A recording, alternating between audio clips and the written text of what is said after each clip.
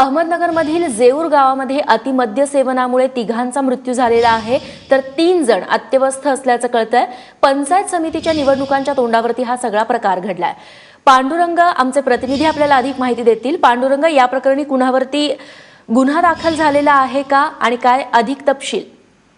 रेश्मा, ही अत्यंत दुर्दैवी अशी घटना मानावं लागेल, कारण जिल्हा परिषद आणि पंचायत समितींचा आखाडा निवडणूक प्रचार अगदी अंतिम टप्प्यात असतानाच ही घटना झालेली आहे।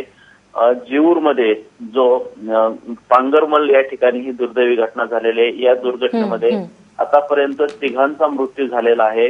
रात्री जे अत्यावस्थ होते दिलीप आव्हाड यांचा रुग्णालयात उपचारादरम्यान मृत्यू झालेला आहे आणि त्याचबरोबर 3 जण अजूनही अत्यावस्थ आहेत। त्यामुळे मृत्यूंचा आकडा अजूनही वाढण्याची भीती व्यक्त करण्यात येत आहे आणि यामुळे या गावामध्ये शोककळा पसरलेली आहे आणि अनेक ठिकाणी नागरिकांना अजूनही उलट्या आणि त्रास होत असल्याच्या नागरिकांच्या पोलिसांना माहिती दिलेली आहे।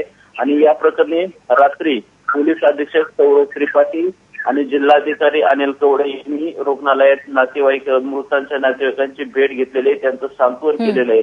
आणि या प्रकरणी ज्यांनी पार्टी दिली होती मतदारांना बोलवण्यासाठी, तर त्या पार्टी आयोजकांनाही रात्री ताब्यात घेऊन त्यांची चौकशी करण्यात आलेली आहे आणि या ठिकाणी जे दोषी असतील त्यांच्यावरती कारवाई करण्याचं आश्वासन आणि पोलिसांनी दिलेलं आहे। सर्वात महत्वाचं म्हणजे या प्रकरणी आदर्श आचारसंहिता लागू झाली होती, राज्याचे निवडणूक आयुक्त। नक्कीच पांडुरंग, त्यानंतर देखील हा सगळा प्रकार घडलेला आहे जो धक्कादायक म्हणायला हवा। पांडुरंग, धन्यवाद तुम्ही दिलेल्या माहितीबद्दल।